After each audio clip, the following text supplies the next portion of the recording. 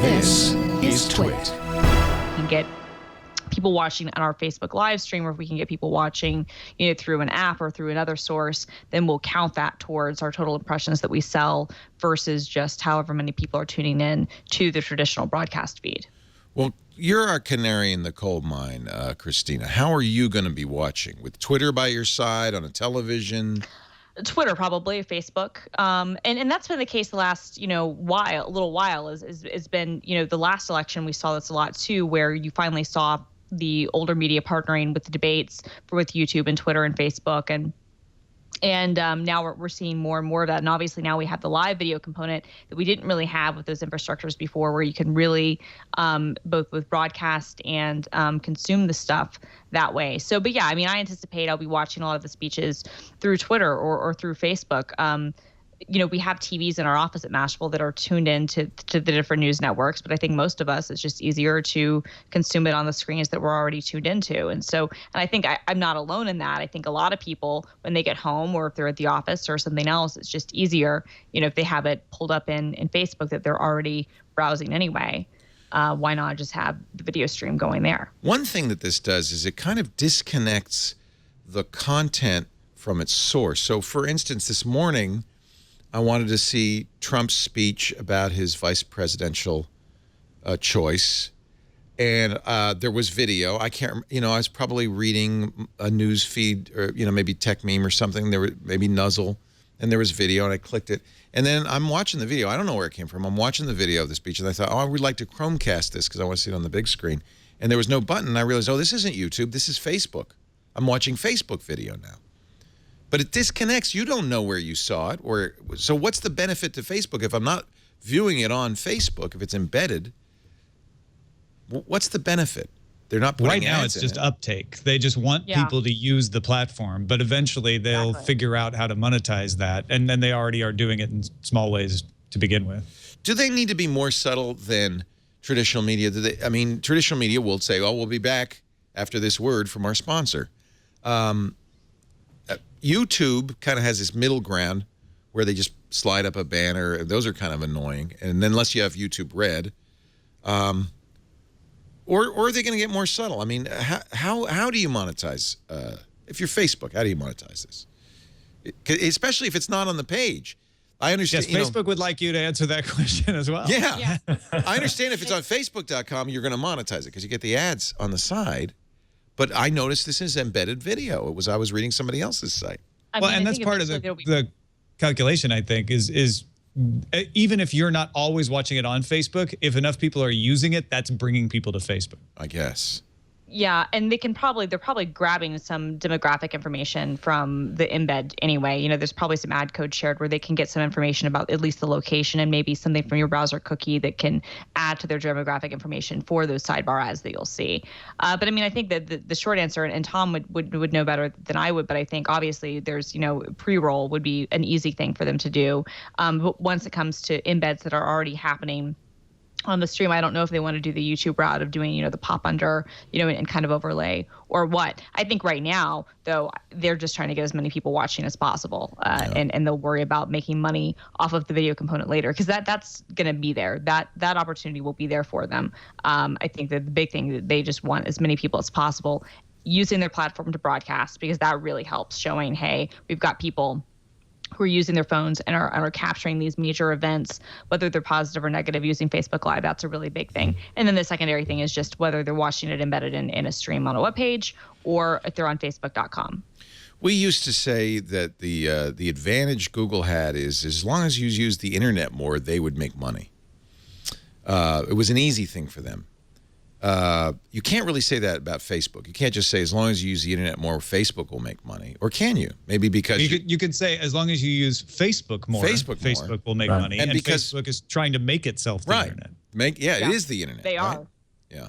For a lot of people, that's probably true. I looked it up. Twitch doesn't actually say exactly where the streams are coming from, but they say they're partnering with the parties.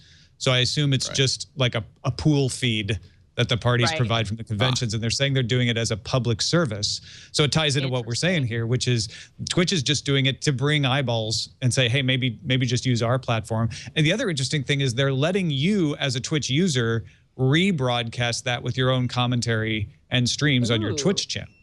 Okay, now that's actually interesting, because then that takes the pool feed concept, which has obviously been around for a long time, and that truly does democratize it. Because before you added that part, Tom, I didn't really understand why Twitch would care, because I would think the typical Twitch audience isn't going to be as engaged with the party conventions as maybe some other things. But if you can add in that commentary factor, that's very interesting, and that's really smart on their part. I wonder how many people will use it, but that's really smart. That's what I'm wondering too. I mean, it's one thing to be able to restream these things. I think that's great. But do people really want political commentary from professional gamers and their celebrities that they follow? But it doesn't have to be. We're on Twitch. It doesn't have to be professional gamers. Twitch is now.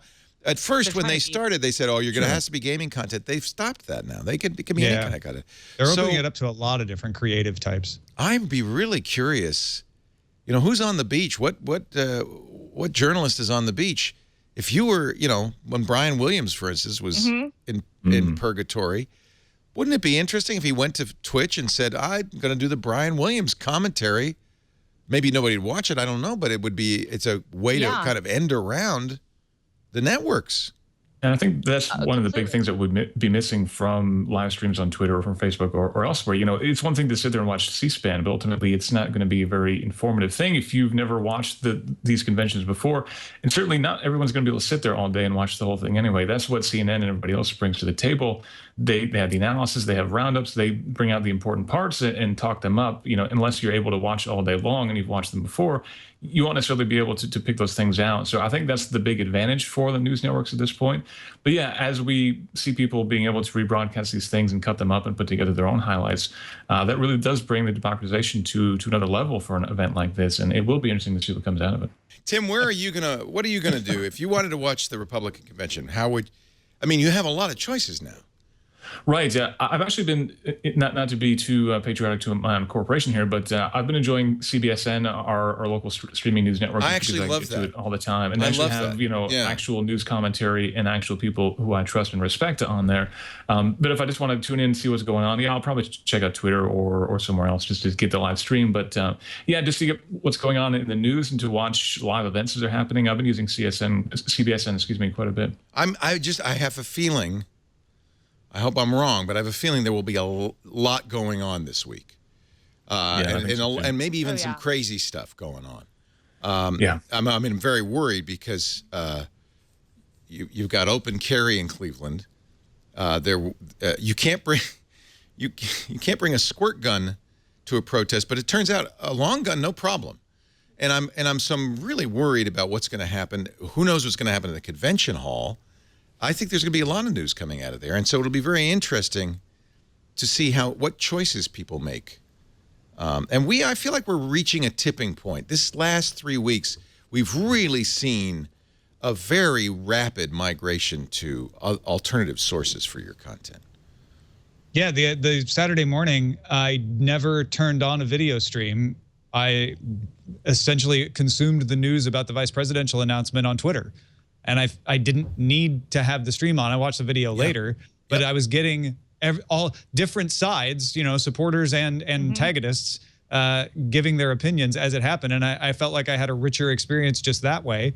Other times I go to Sling TV, I turn on BBC World News because that gives a non-US centric opinion. The CNN's on there as well. Facebook Live was great when the problems were happening in Istanbul and Ankara over the weekend because you had all these Facebook Live videos coming out of Turkey because they've shut down Facebook so many times in the country. People know how to get around it with VPNs, et cetera.